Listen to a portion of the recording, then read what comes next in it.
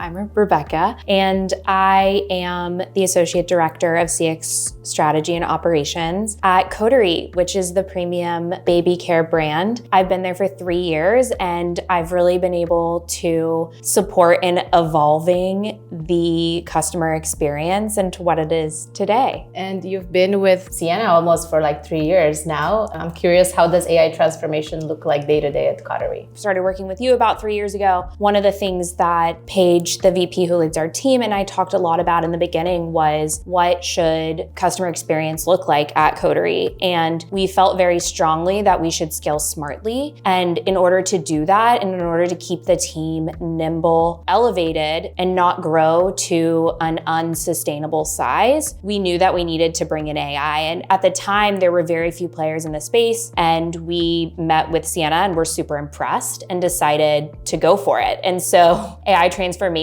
at that point really looked at like automating enough conversations that we felt confident that hallucinations that could or would happen wouldn't negatively impact our customers and their experience. But at the same time, we could scale slowly. And so for the first year when we were on Siena, it really just looked like not growing the team. There was no like reduction in headcount. There was no moment where we fully changed their roles. It was more just, can we automate the volume of increase? And growing so quickly, almost 100% year over year, we were able to do that. And so I think to start, that was really what we focused on. And then secondarily, we said, okay, we're now, able to sustain. We want to grow the team. We want to elevate the experience. And so now we do a lot more proactive outreach than we had previously done. And we also have truly a world-class team. We spent almost a month doing a service training and pulling people out of the inbox. And we were able to still keep our first response time at the time under 3 hours. Now we're closer to 1 hour, which is what I think every D2C brand should be, right? You should be able to get back to your customers quickly while you're front of mind, and then the resolution feels a little bit easier. That's amazing. And how does one start their AI strategy? How do they know they're ready? What would you advise? We talked a lot about this. I think first you need to understand what are your goals. You and I have talked a lot about in previous conversations, like AI isn't a magic bullet. You're not going to implement it and all of a sudden, if you don't have good processes, you don't have good policies, you don't have structure in place within your organization, it's not going to solve all of your problems. And so for us, we started with looking at the data. We looked at all of the inbound conversations, what those conversations were about, what the topics were, and what percentage of our volume those brought in. And then we tried to understand, of those topics, what do we feel like could be automated? What wasn't complex enough, but also what would our customers feel comfortable with? And then we kind of looked at that and said, okay, we think we can get to a 35% automation rate to start, for example, based on these topics. And we were interviewing vendors and talking to people. I think we had this conversation with you, Lisa. It was, can you do these topics? Is this possible at this time? And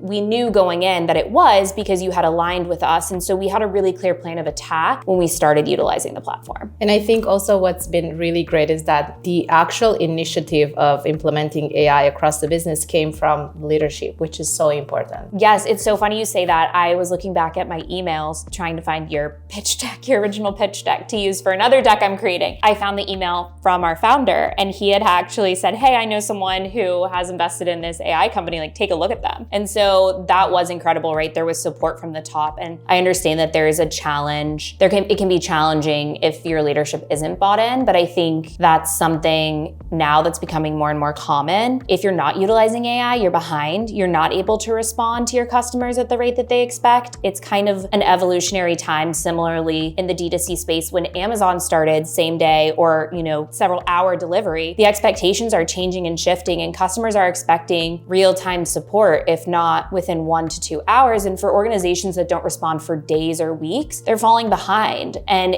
either you have to be willing to invest a substantial amount of money into hiring a giant team and the infrastructure that takes, or you have to be utilizing AI to keep up. How does the team look like today? What has changed in their roles or responsibilities in the time they got back? In the last years, you were able to implement a lot of new things or work on new projects that maybe were in the backlog for a long time. Yeah, I think the biggest change, honestly, is for our leadership. And we've talked about this previously too, but when you have a huge team responding to conversations, there's infrastructure and management that comes with that. And so our leadership team is 3 people, even at the size of our business, versus what it would have to be if we had 100 agents or 50 agents. We would need 3 team leads and 2 managers to be able to manage what comes with managing people, which is difficult. And because Siena can handle the work of numerous people, it gives our leadership team a lot more time to be strategic and to drive initiatives forward and to be proactive in how we think about the future of customer experience. And I think that's the biggest shift. For our agents, we also have been put into a position where topics that are challenging for them or that aren't great CSAT additives, those topics can be automated. And it's better for the business because it's consistent. They follow policy. They're not worried. AI is not worried about its CSAT score, but also our humans don't have disheartening conversations on a regular basis or boring conversations to have to handle. They really get to provide a white glove experience. They surprise and delight our customers with coffee gift cards, dinners, lunches, meals, like those things. We didn't have the time to deviate from the true account management topics prior to AI. And then I think secondarily, we're moving to a proactive space where we can do things like have alerts come in from our carriers, proactively reach out to customers before they realize there's a problem and make sure that the delivery arrives on time. I talk a lot about, the Uber Eats problem. They forget an item in your order. Yeah. And they'll refund you. Great. Thank you so much for the refund, but I'm still hungry,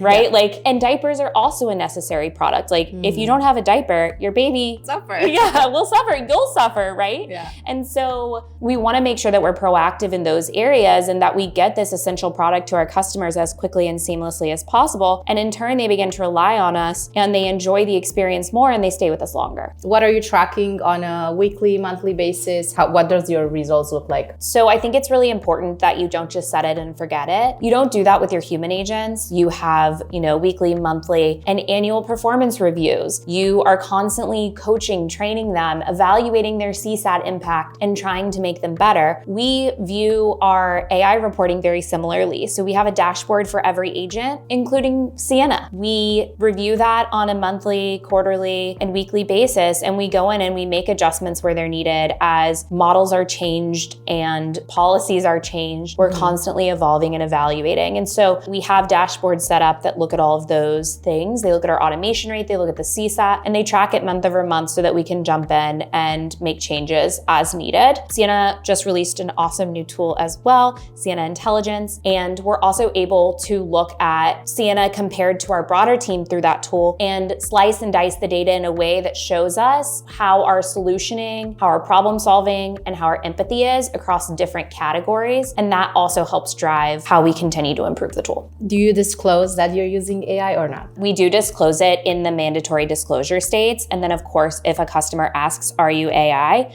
We will always be very clear and transparent that it is. It's super interesting because we didn't know how customers would feel. It just recently in the last year became a legal requirement in Maine and Utah to disclose. And we didn't know, but we actually were just looking at a CSAT example today. It was incredible use of AI. Again, we try really hard to feel confident that the conversations that we are automating, our customers would feel comfortable with us automating. We care about that. Our goal will never be to have 100% automation rate. And so we are happy to disclose. It's not a secret that we utilize AI, but we hope that our customers still feel cared for and understood in the moments that we don't utilize it. But we've had people say, best experience I've had, and they're chatting with an AI bot. And I think people are comfortable with utilizing AI as long as the experience is good. If the experience is bad, or if they can't get to a human when they want to, that's a different conversation. And in those cases, I understand why people try to hide behind the fact that it's AI. But I think a lot of times customers want quick response and AI can give them that. And I think it's just a matter of time until you will expect to talk to an AI when you're shopping or you need a problem to be solved. So you're not gonna wait for a human necessarily, I just want AI. It's a matter of time until it becomes a commodity.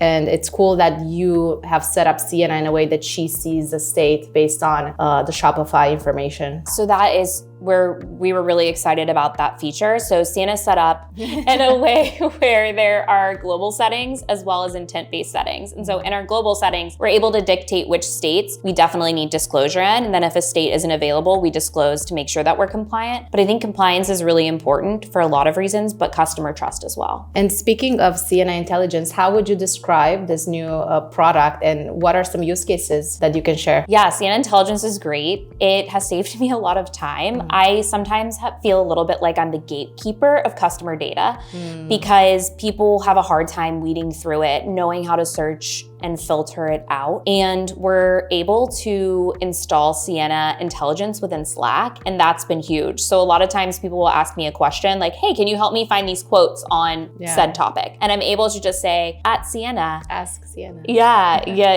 Or I'll just ask for them in the channel, in the response, in the message. And then I get the eye emoji within a few seconds, and she responds within a few minutes with the data that's needed with customer quotes and directional insight. And that's been huge for our team because it's removed a lot of the friction to gain that data. And so as someone who's really an advocate for our customers in leading the team, it's important that our customers are heard. And this tool makes it so simple and easy for our customers to be heard across the entire organization, not just my team. How are you transitioning to more of an automated QA? One of the friction points with QA prior to Siena was that it was segmented from our CRM. What do I mean by that? So before, the tool that we were using, and again, I won't name names, we would have to go into that tool to perform quality checks, but then the data lived within that tool. It didn't post to the timeline. It didn't show that any action had been completed. What's really valuable about Siena is that you can jump into the tool and still complete QA, but it also posts a summary to the timeline. And so I don't, unfortunately, spend as much time as I used to in the inbox. I try to be in there on a decently regular basis and to spot check what's going on and to make sure things are still happening as they should. But for the most part, I trust my team. But if I am in there and I do see a poor experience, it's really nice to see that posted to the timeline so that I know that it's been handled, that the agent's been coached appropriately, and I don't have to go chase my team and say, hey, did someone handle this? Did someone talk to someone? I don't have the time to jump between systems to do that. And so QA with Siena has been a huge help because it creates a closed loop. And we're always looking for closed loops in CX. That's one piece. Secondarily, something I talked a little bit about earlier, but Siena also has added in through its intelligence platform, the ability to look at the specific QA criteria that your business cares about. For us, that's empathy, like understanding and providing empathy to our customers, finding a resolution that works for them and that they feel good about. And then of course, like an experience score. And so when I go into Siena Intelligence, I can now filter by conversation topic on those three things. I can very clearly see where we're failing. And then I can step back from a strategic perspective, not only coach the team, but determine from a high level where we need policy adjustments, where we need to figure out what our customers are actually wanting as a resolution, and create a strategic plan to move forward and continue to improve our experience from a high level as well as at an agent level. What would you say to someone that's skeptical about implementing AI? I would say, the tools have evolved so much in the past few years, and that it doesn't have to be all or nothing. I think a lot of times organizations think like, oh, I'm just gonna unleash AI and have it handle 100% of my conversations. That scares me. But there are very easy places to start where you can slowly automate things that are like lower hanging fruit, so to speak, and get your feet wet and start to learn how the tool can really not only help your team, but help your customers just begin the AI journey. I think just starting is kind of the hardest part. And so I would say like, do your research, meet with teams, see some demos, and try to understand how it can better your business, because there is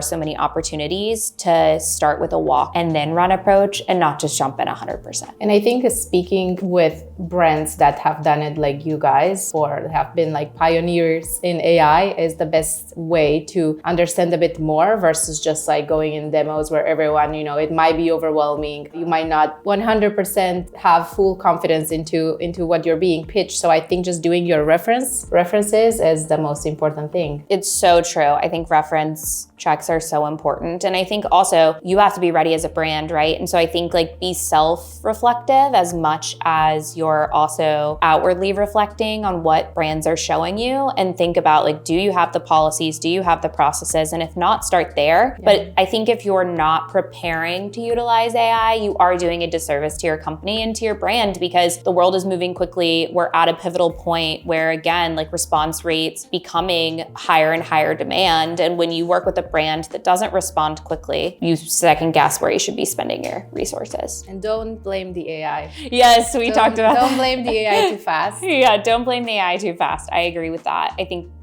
we talk to people sometimes who haven't been successful. It isn't a set it and forget it. It isn't a magic bullet. Like if you're not clear on your policies and you're giving instructions, of course there's gonna be wishy-washy responses. Like bad data in is bad data out. And you do really need to take a step back and evaluate like where you are from a process perspective if you're failing with AI. Thank you so much. Thanks.